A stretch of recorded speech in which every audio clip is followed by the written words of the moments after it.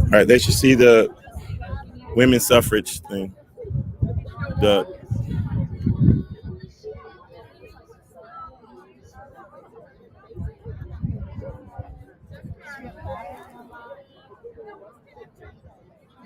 nothing. The switch on? Is that switch on? Testing 1 2. Testing 1 2.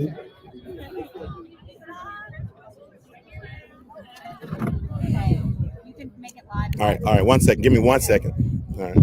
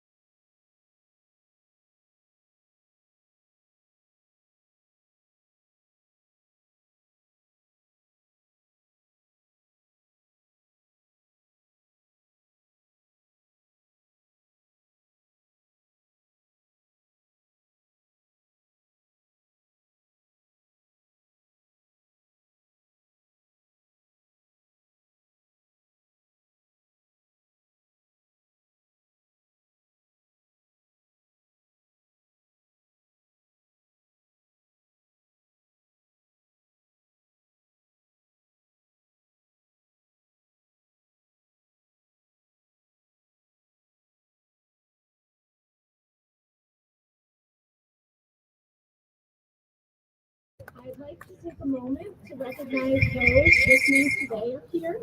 Please join me in welcoming U.S. Congressman Cohen, City of Memphis Mayor Jim Strickland. Both gentlemen are two of our most distinguished alumni. Michelle Duster, the great-granddaughter of Ida B. Wells. Felicia Harris, the City of Memphis Administrator for Housing and Community Development. Legal historian Bill Houghton. And finally, Paula Casey, the co-founder of the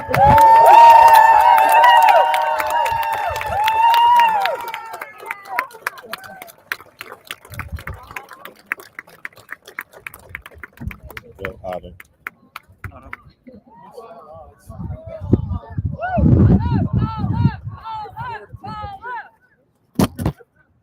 As you obviously already know, Paula is the co-founder of the Tennessee Women's Suffrage Heritage Trail and the chair of the Memphis Monument Committee, and the reason we are all sitting here alongside this impressive monument today.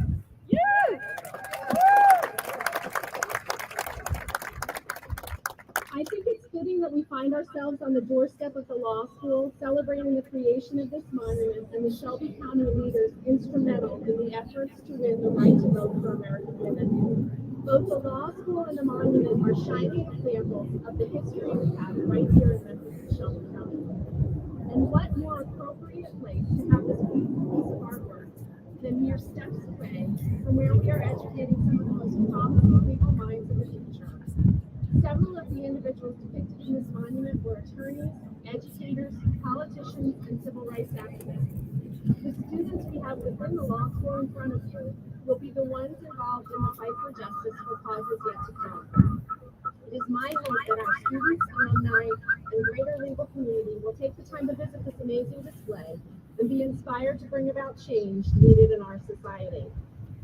As a woman, attorney, and educator, I know it moves me and makes me more deeply appreciate the work done by these individuals to impact the lives of countless women in Memphis, Tennessee, and across our country.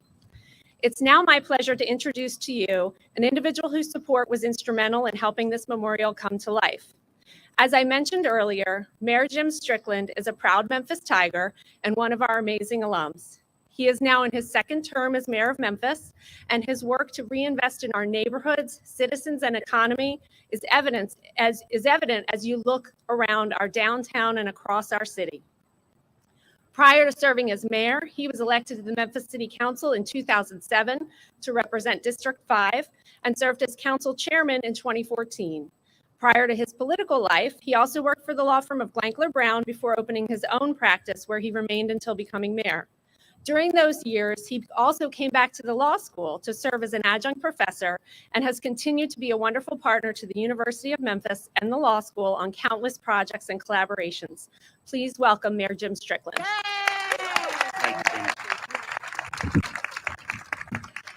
Thank you, Dean. It's great to be here this afternoon. I'm going to first paraphrase President Kennedy.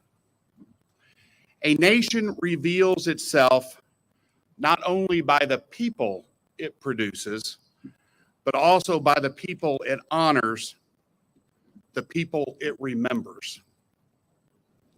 This suffrage monument is a giant step forward, revealing the very best of Memphis. And we are doing better in Memphis. Based on the ground plowed by Walter Bailey and others, City Council started work to correct honoring the wrong people in renaming 3 parks in 2010 and 2011.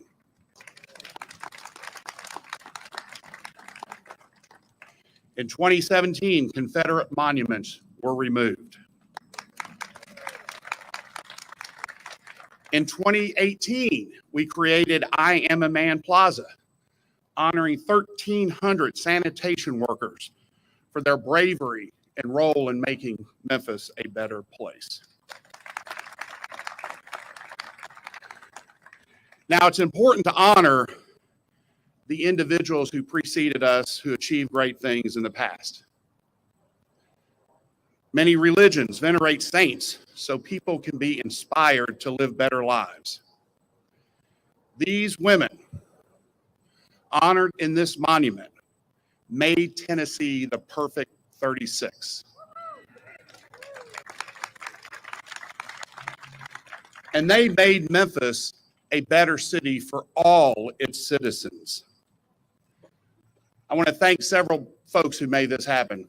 For you folks here, all you donors, because of you, Generations of Memphians will remember those women who blazed the trail, and they will be inspired to keep pushing forward in the example of these great women.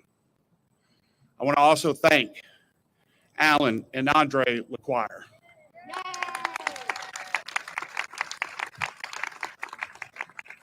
Their incredible creation will live on for generations. I want to thank our city's Division of Housing Community Development for helping the logistics on getting this monument installed. But mostly, I want to thank the single most responsible person for us having this monument, and that's our friend Paula Casey.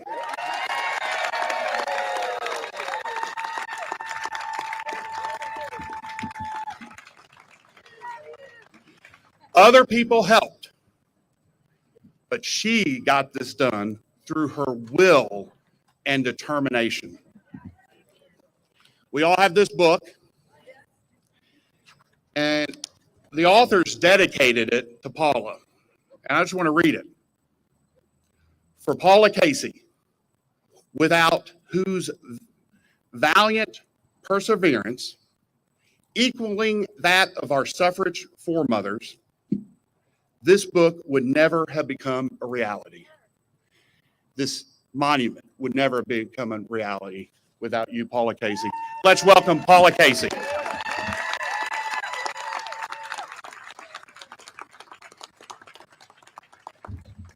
Wow, we did it. Thank you, Dean Shafson and Mayor Strickland. Today is a day of celebration and gratitude. Gratitude for everyone here who contributed their time, talents, expertise, and money. Thank you. We are able to enjoy this magnificent public art in this beautiful location thanks to Dean Shafson, who gave us her approval in November 2018. We had been through 3 locations and 4 different designs, but this turned out to be the perfect spot.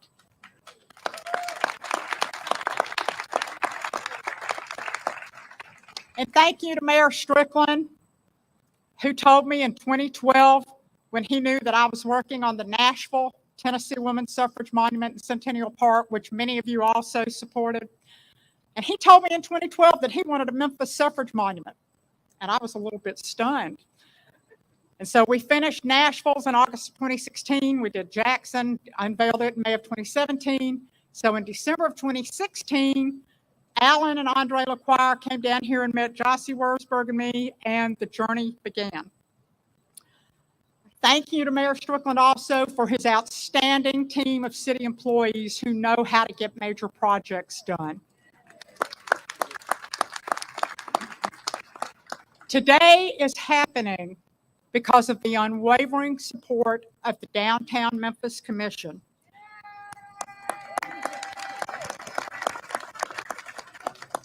Penelope Houston, a vice president, is a miracle worker. She and her team, including Nisha Cotton and others, created a web page that will continue telling about this monument so people will be able to find it. She helped get the publicity, the food truck, the parking, the live stream, which will be available in perpetuity on YouTube Live. Thank goodness for technology. Dean Shafson and her assistant, Ann Onatis, were also enormously helpful.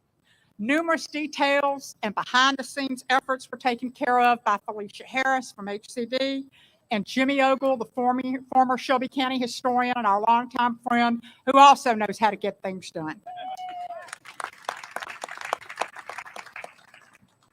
For the past 5 years, I have worked closely with Andre and Alan LaQuire on this monument. It's been an interesting 5 years. Alan, as you all know, is a magnificent artist and sculptor. He's done 5 suffrage monuments, 2 in Nashville, 2 in Knoxville, and now ours. Andre is a brilliant project manager who executes Alan's vision. She takes care of every detail. She brings people together, solves every problem, and gets the job done. This monument is an engineering feat as well as an artistic one. And I want every one of you to look at the way these monuments are spaced, the location, the lights that come up from underneath at night, the overhead lights that shine down.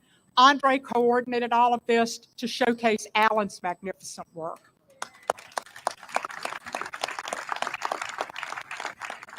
I also want to acknowledge the wonderful people who served on the Memphis Suffrage Monument Committee. Sue Hairlock, Jossie Wurzburg, Linda Holmes, Heidi Schaefer, Jeannie Richardson, Rosalva King, Beverly Marrero, Jan Sherman, Jim Strickland, Steve Cohen, Bill Morrison, and the late Miriam DaCosta Willis. Miriam so wanted this monument to happen, and she contributed so much. I wish that she could have lived long enough to see it happen. But she's smiling down on us.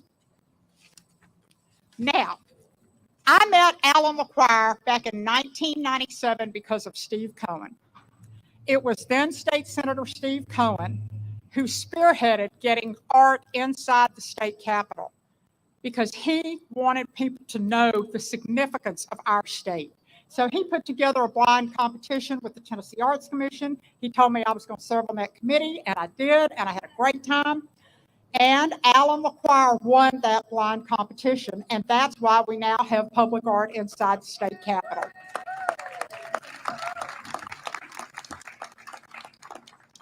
I truly believe that the reason we have suffragist public art across this state is because of Steve Cohen. He has been unwavering in his efforts to help us preserve this history. Congressman Cohen.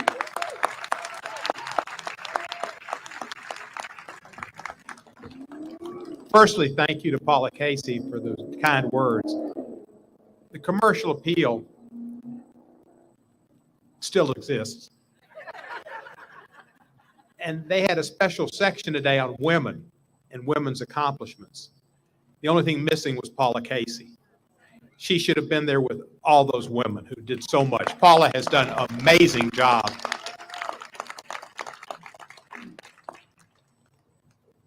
I want to recognize my fellow public officials who are here. You know, Mayor Strickland, County Commissioner Van Turner, who had a lot to do with those statues coming up that shouldn't have been put down. County Commissioners Whaley and Kel Lowry. Regina Morrison, who's been my great friend for 50 years and whose votes years ago I stand on. Amazing Regina Morrison. And Patty Marsh on my staff who takes my picture. Have I missed any public officials who are here? Oh, I'm sorry. I'm sorry. Judge, I usually don't do judges, but but you're recognized, and thank you for being here. Thank you very much.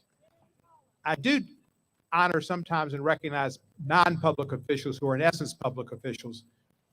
The mayor of Whitehaven, Hazel Moore, and the mayor of Harbortown, and the mayor of South Bluffs, and the mayor of the Cotton Exchange Building, and the mayor of downtown Memphis. Henry, where are you? Henry Turley.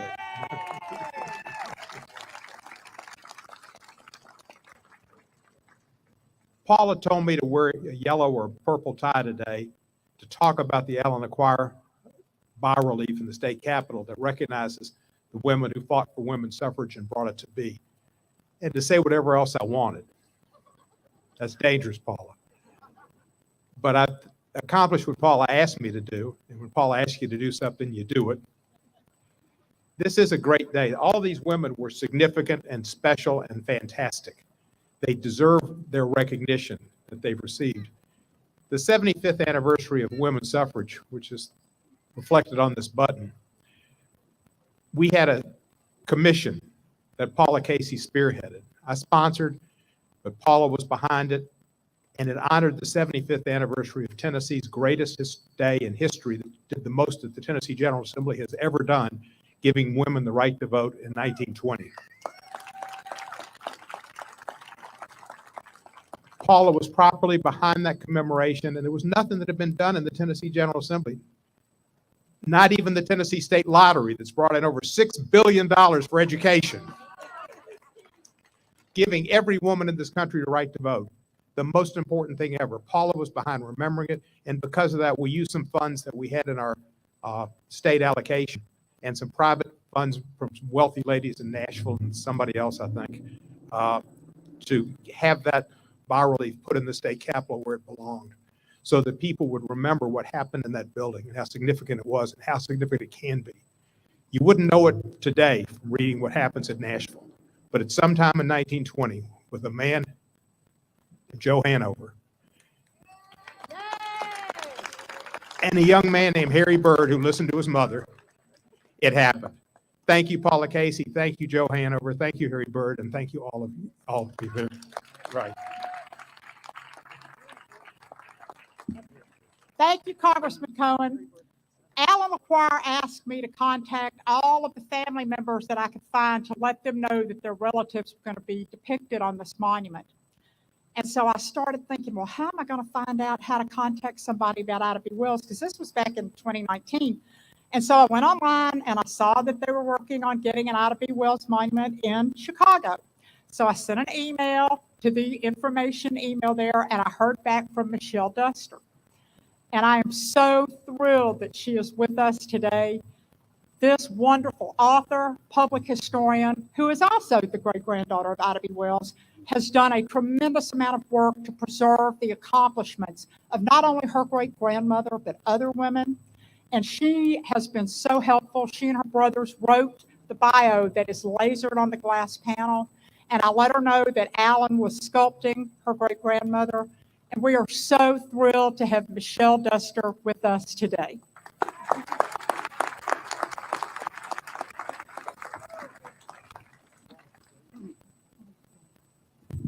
I'm a little short. Okay. Thank you so much, Paula, and everybody here. This is an amazing site. I really am a little overwhelmed and touched to see all of you, and I really appreciate the fact that you supported this project. It's very important, and I know I'm speaking to the choir, but this is very important to recognize not only our history, but specifically women who worked to make this country what it is today. I'm just going to make a few remarks about my great-grandmother. I'm sure most of you know this information, but if not, then hopefully I share something different than what you already know.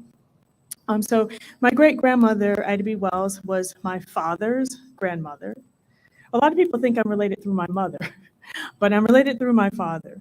And Ida B. Wells was my grandmother's mother. As you know, she was an educator, a journalist, an editor, a newspaper owner, a civil rights pioneer, a co-founder of the National Association of Colored Women's Clubs, and the co-founder of the NAACP, and a suffragist. She was born enslaved 160 years ago on July 16th, 1862. So this is a big deal. 160 years ago she was born. So hopefully you all want to do something for that. I'm trying to convince the city of Chicago that I am from to recognize that milestone. She was the oldest of 8 children in Holly Springs, Mississippi. And her life spanned from the Civil War until the Great Depression, which was, as you all know, was a time of enormous change in our country. It was recovering from a war and reshaping itself economically and socially. Since the Civil War ended when Ida B. Wells was only 3 years old, she came of age during Reconstruction. Her mother, Elizabeth, was a cook, and her father, James, was a carpenter, who enthusiastically exercised his right to vote, which was possible because of the 15th Amendment, which was passed in 1870. My great-grandmother watched her father stand up to his convictions and demonstrate the courage to vote in a different way than his former enslaver instructed him to. So as a result, he was locked out of his carpentry shop. He took all of his possessions and moved his family across the street and set up shop on his own because he was determined to not be intimidated. People often ask me, where did Ida get her courage from? I'm convinced she was greatly influenced by her father. And so this was an example of self-determination that I think had an impact on my great-grandmother. My great-grandfather, I am going to honor here today.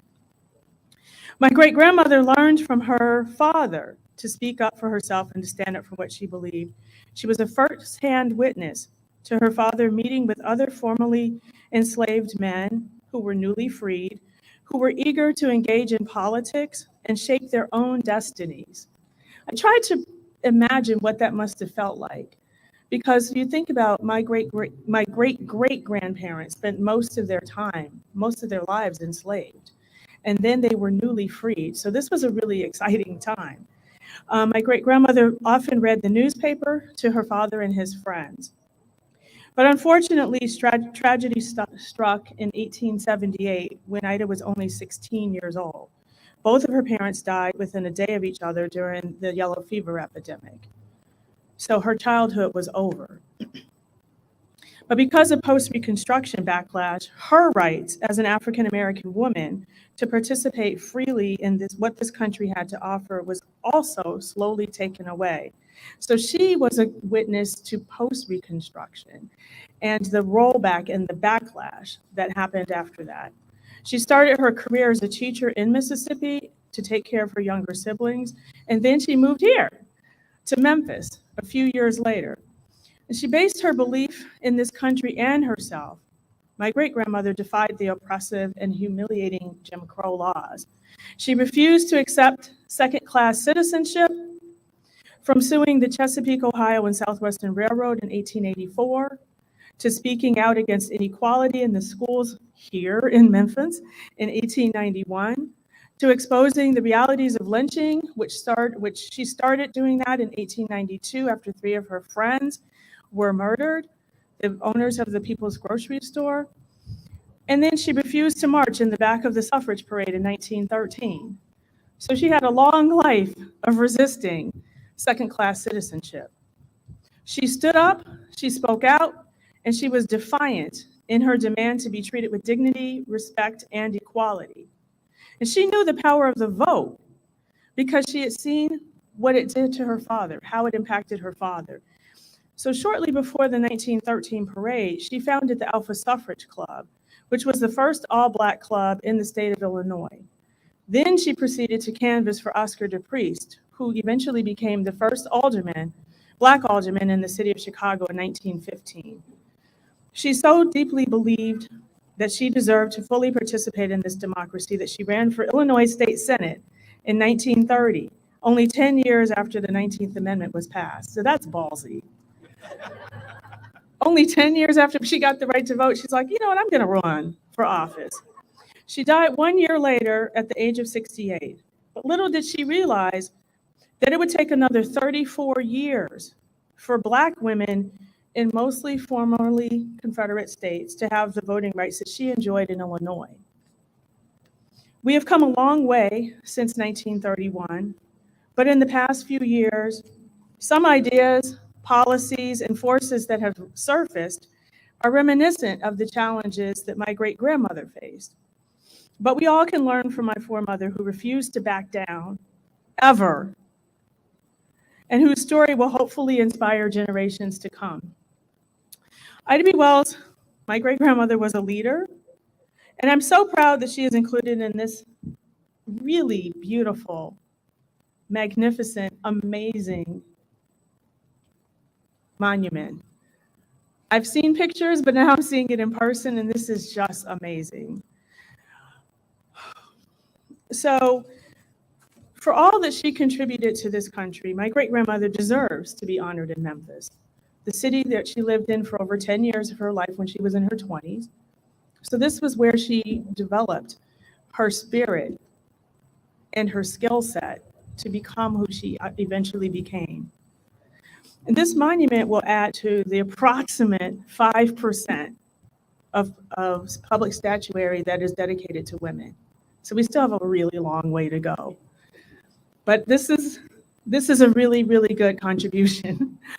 And I just want to recognize all of the other 12 people that are included in this monument. They all deserve to be here. So hopefully, as the current and next generations learn about the work of these trailblazers, they will be inspired to continue fighting for one person, one vote in this nation, where some would like to make that less of a reality.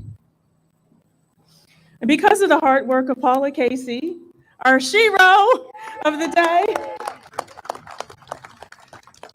and all of the other people, Mayor Strickland and Representative Steve Cohen and Dean Schaffner and all these people, I could stand here all day thanking people. So please don't feel that I left you out. I just want to be mindful of time. But I just hope that people will learn about and be inspired by all of these brave souls who are recognized in this monument and who sacrificed so much to work towards making our country a more perfect union. And all of us together can continue to work to make sure that their dreams are realized. Thank you all for your support.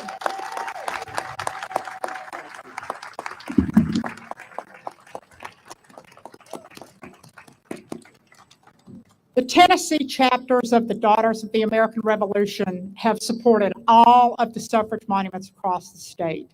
They have been remarkable in helping preserve this history. I want to introduce Alice Schultz, who is the regent of the Zachariah Davies chapter of the National Society of the DAR, and she wants to present a Women in History Award to Michelle Duster. Alice.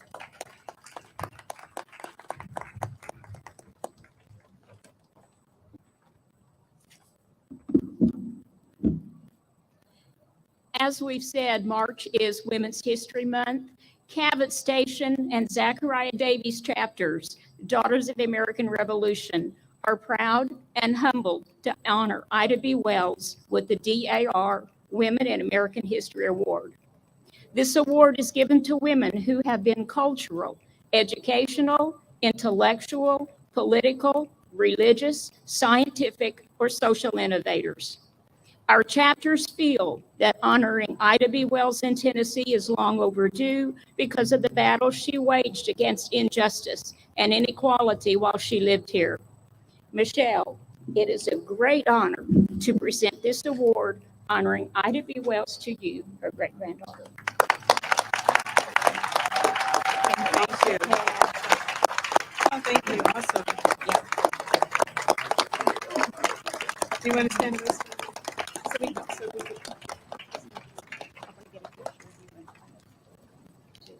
Thank you. Thank you. What a great day. Back in the 1990s, I was working with my friend and mentor, Carolyn Yellen, who wanted to do a book about Tennessee becoming the perfect 36. All American Women to Vote today, thanks to Tennessee.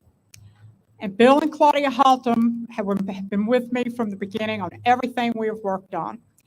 Bill Haltom is a terrific author, writer, humorist, fabulous person. We are Lady Vols fans for life because we were up there when Pat Head was hired.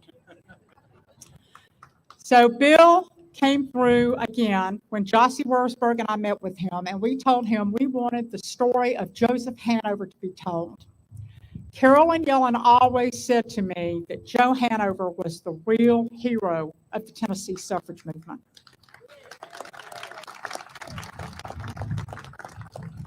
And he wasn't honored anywhere.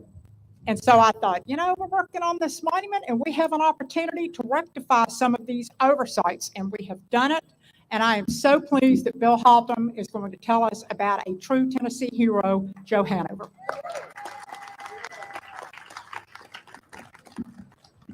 Thank you, Paula. We stand today with these incredible suffragist sisters. It's wonderful. But Congressman Cohen mentioned a suffragette. There is one wonderful man in this group, Joe Hanover. He's standing for some reason next to Henry Turley.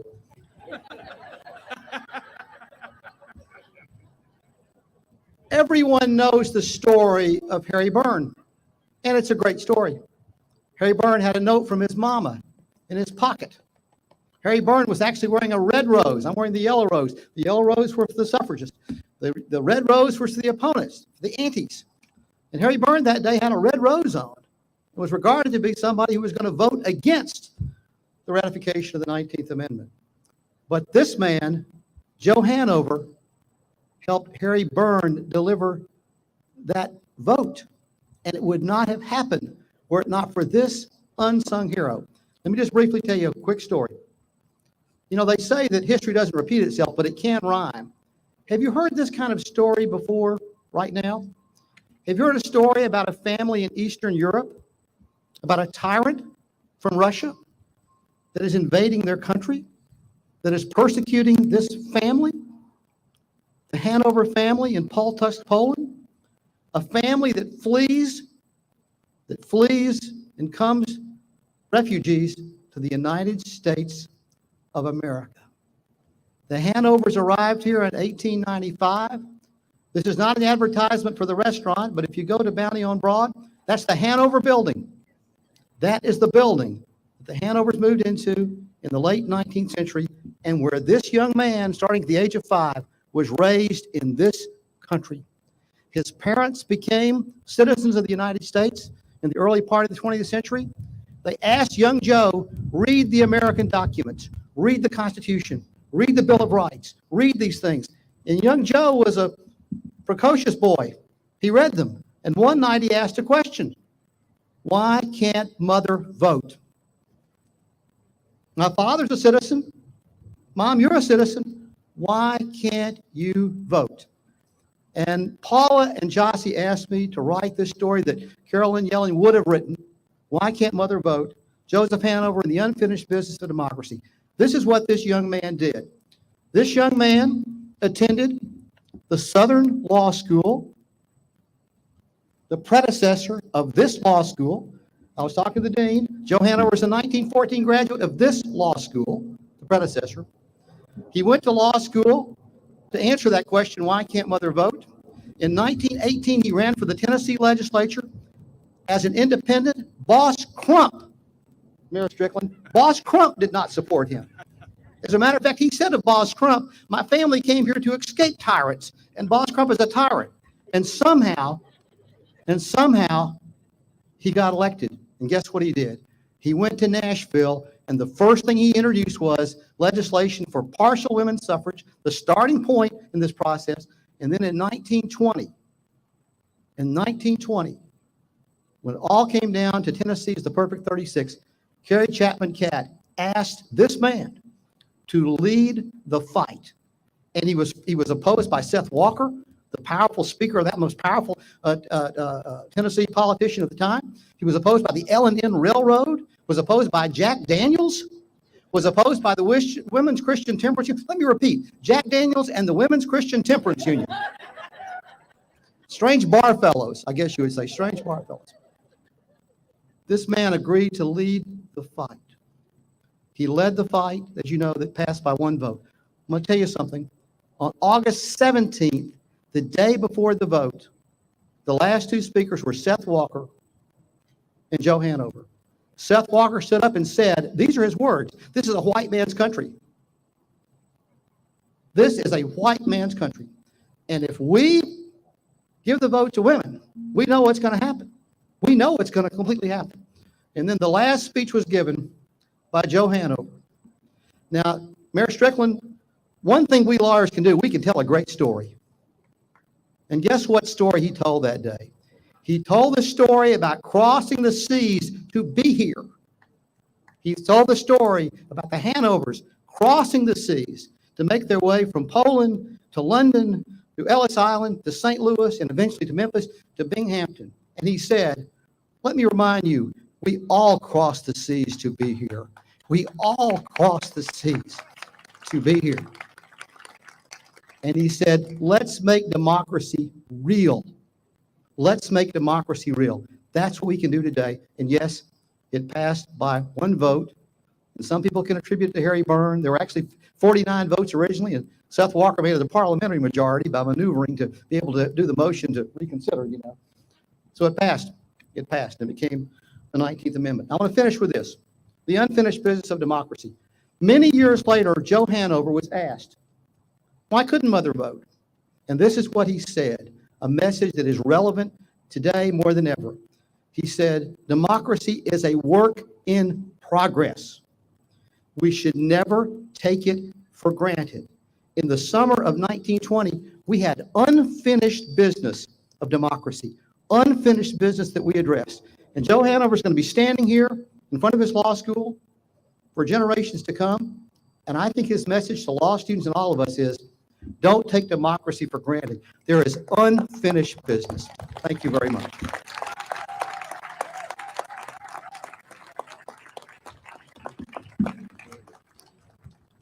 Every time we get a suffragist monument put in place publicly, we are celebrating democracy. There are also other things that we like to celebrate: diversity and inclusion. And back in 2018 in the summer, I got a phone call from Felicia Harris at HCD. And she had heard that we were going to be working on a monument that she thought was kind of interesting. So I met with her and I told her what we envisioned, and she got so excited and she said, this could be on the Memphis Heritage Trail. And I thought, oh, how cool would that be? So Felicia has been terrific in her support for our efforts, and I'm so pleased that she is with us today. Felicia Harris. Good afternoon, everyone. So the Tennessee Heritage Women Trail, today's highlight for the women's suffrage and monument, is very important, you know, and I don't have to tell you why. But the Memphis Heritage Trail, you know, we felt that this was important to bring these two together because, as you know, several African-American women trailblazers are also highlighted along this trail. And this will be just one more stop among the many that are on the trail. But both of these, Memphis Heritage Trail as well as the Tennessee Women's Trail and the Women's Suffrage Monument, all these are important to community development, to community participation and engagement, and economic development for our city. The purpose of the Memphis Heritage Trail is to promote cultural understanding and economic growth and community development within our city by highlighting African-American history, African-American journey, African-American experiences, and the achievement of African-American people along that have fought within our city and strived within our city to make it as beautiful as she is today. I did say she, Mayor. So, but Memphis Heritage Trail is 20 blocks, 8.2 miles of cultural and historical and heritage landmarks along within the city. But it's really much more than that. It's really about, as I said, highlighting the accomplishments and all of the toils and snares that we have been through as a city. We do this by several things. We have wayfinding signage that's located along the Memphis Heritage Trail. The latest two actually were installed. Two of the latest two were installed just this past Friday, right at the Fourth Bluff Park outside this building. You will see one giving honor to this monument, and I invite you to stop by there. And then, of course, at the corner of 4th and Ida B. Wells, that will be unveiled tomorrow, we have the Ida B. Wells wayfinding signage to tell you all about that. And so we are really excited about that, but it's really much more than that. Memphis Heritage Trail is much more than a list of stops of historic places along the map that's routed. We, as I said, we have several things. Of course, we have the Ida B. Wells Plaza, the Women's Suffrage Monument, the I Am a Man Plaza, the MLK Reflection Site, Withers Gallery, Stacks, Orange Mount, so many things. But it's really about a journey through time. I like to call it a walking museum, as you will.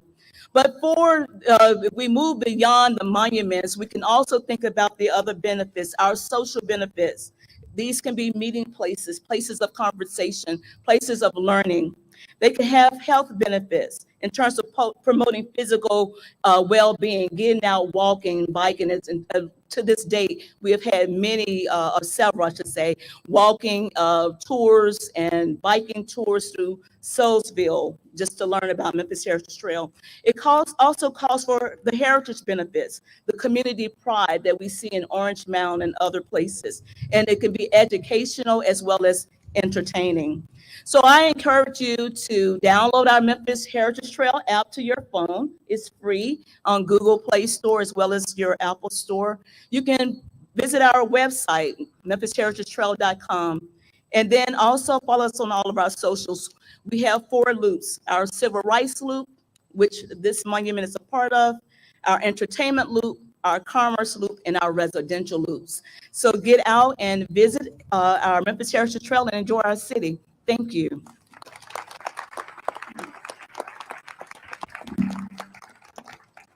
This monument is on the Memphis Heritage Trail, the Tennessee Woman Suffrage Heritage Trail, and the National Votes for Women Trail. So we're making sure people know our story. In December 2016, Alan and Andre LaQuire came down here to see Jossie Wurzburg and me and walk around and look at potential sites. And we went to the Peabody because they wanted to see the ducks and with their daughter. And Heidi Schaefer came and joined us. She was a county commissioner. And we wanted to see Jimmy Ogle, who was at the Peabody. And Heidi committed $100,000 from her community enhancement grant. And that's when I thought we might really have a chance to do this. And then she proceeded to get all of the other county commissioners in her term to donate. And the next term, they all donated. Commissioner Tammy Sawyer, Commissioner Van Turner, and Commissioner Reginald Milton helped with that. This is really important that all of these elected officials have donated, as did Congressman Cohen, Mayor Strickland, and so many, because they realized the importance of preserving this history and telling this story for future generations. And I have to tell you, one of our best allies and one all-around great guy has been Commissioner Van Turner.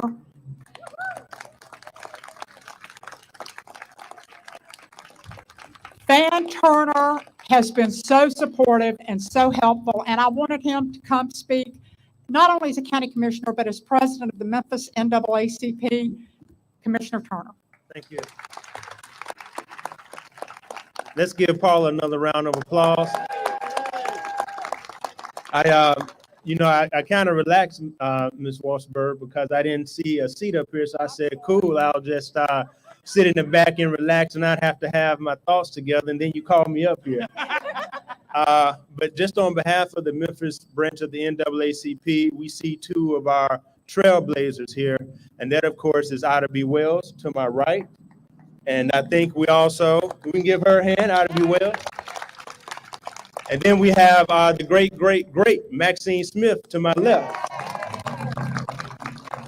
And so you would not have the NAACP here locally without Ida B. Wells nationally and Maxine Smith locally. These were 2 ladies who trailblazed not only for the right for women to vote, but also for the right of African Americans to be considered human beings here in this nation. And so our hats are off, and our love is forever given to the legacy and to the family members who are still here, Ida B. Wells and Maxine Smith. And I see my commission brothers. If you mind if I just call the commissioners up? Y'all come on and stand with me. Come on, commissioners, come on. Heidi, come on. So on behalf of the Shelby County Commissioners as well, Commissioner Lowry, Commissioner Whaley, and former Madam Chair, Heidi Schaefer, we want to say thank you as well to Paula for reaching out to us, and we supported this project from the County Commission, and it's so happy that we were able to do it, to be out here with you all today, to celebrate with you this great movement among women who really stepped forward and didn't know if they would win. And that's all about faith. We just left church today. I just left church. And the preacher talked about faith. And sometimes you don't know if you're going to make it or not. You don't know if you're going to make it happen or not. You just got to have the faith, and you just got to trust God, and you just got to keep moving forward. And that's what these great ladies and man did to make this happen. And so on behalf of the county commissioners, congratulations and thank you for allowing us to participate in this great day. Thank you very much.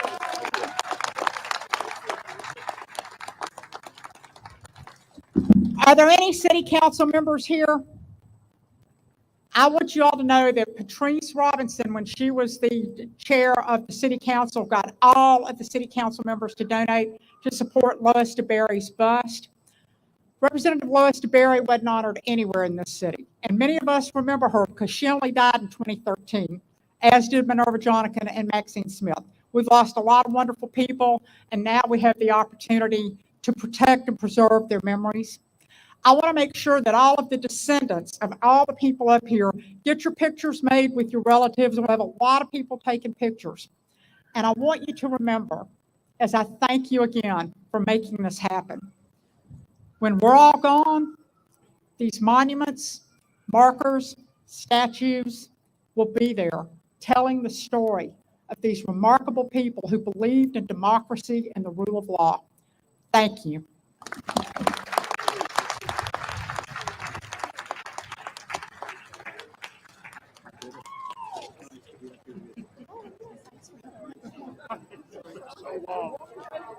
On the shoulders of the ones who came before us. They are saints and they are humans. They are angels, they are friends. We can see beyond the struggles and the troubles and the challenge when we know that by our efforts things will be better in the end. They lift me higher than I could ever fly, carrying my burdens away. I imagine our world if they hadn't tried. We wouldn't be here celebrating today.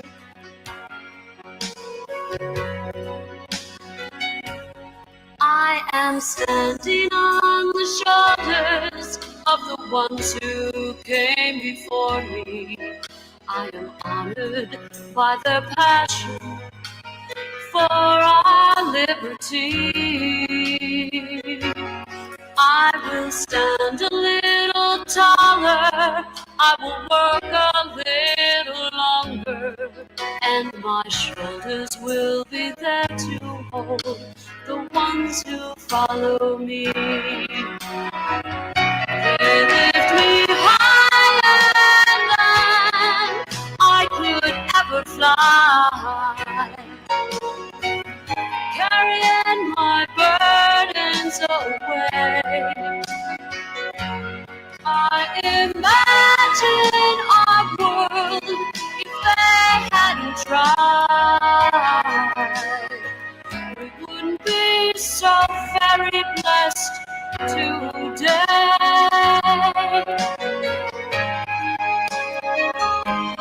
I am standing on the shoulders of the ones who came before me.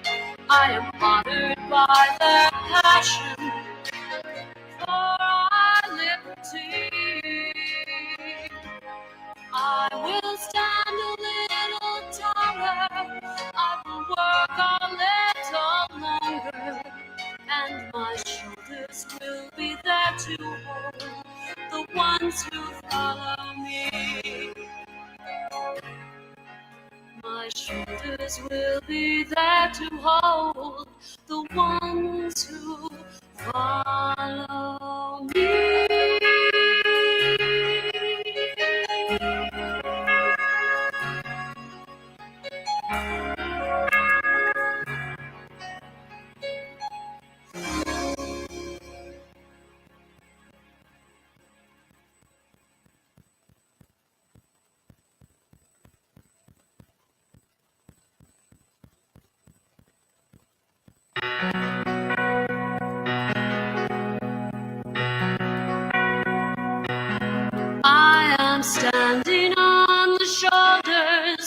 the ones who came before me. I am stronger for their courage. I am wiser for their words. I am lifted by their longing for a fair and brighter future. I am grateful for their vision, for their toiling on this earth. We are standing on the shoulders of the ones who came before us. They are saints and they are humans. They are angels, they are friends. We can see beyond the struggles and the troubles and the challenge when we know that by our efforts things will be better in the end.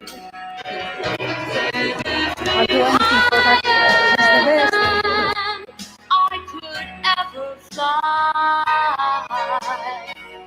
carrying my burdens away. I imagine our world if they hadn't tried.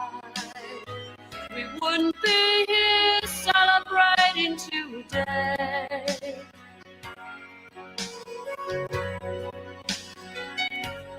I am standing on the shoulders of the ones who came before me. I am honored by their passion for our liberty. I will stand a little taller, I will work a little longer, and my shoulders will be there to hold the ones who follow me. They lift me higher than I could ever fly, carrying my burdens away. I imagine our world if they hadn't tried. We wouldn't be so very blessed today.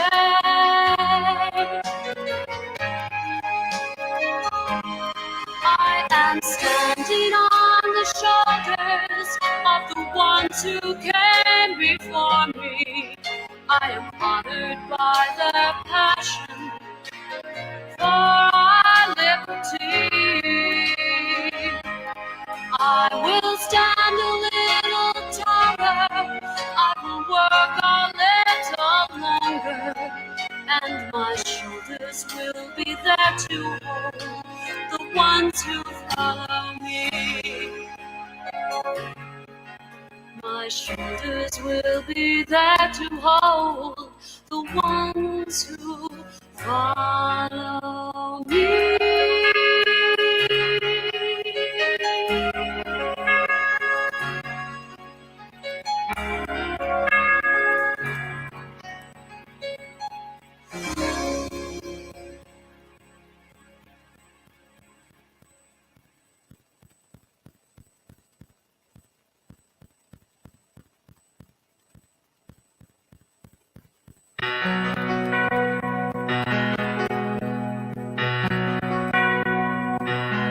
I am standing on the shoulders of the ones who came before me. I am stronger for their courage. I am wiser for their words. I am lifted by their longing for a fair and brighter future. I am grateful for their vision, for their toiling on this earth. We are standing on the shoulders of the ones who came before us. They are saints and they are humans. They are angels, they are friends. We can see beyond the struggles and the troubles and the challenge when we know that by our efforts things will be better in the end. They lift me higher than I could ever fly, carrying my burdens away. I imagine our world if they hadn't tried. We wouldn't be here celebrating today.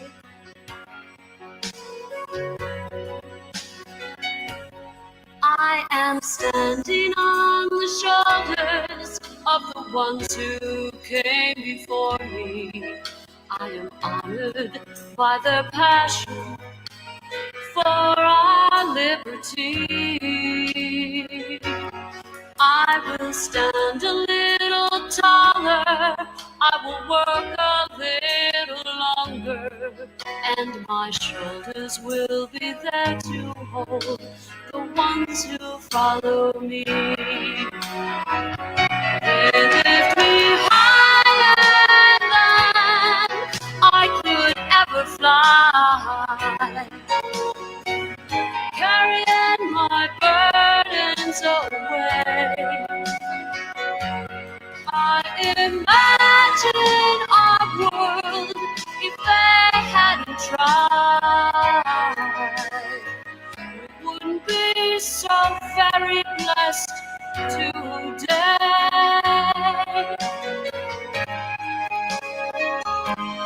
I am standing on the shoulders of the ones who came before me. I am honored by their passion for our liberty. I will stand a little taller, I will work a little longer, and my shoulders will be there to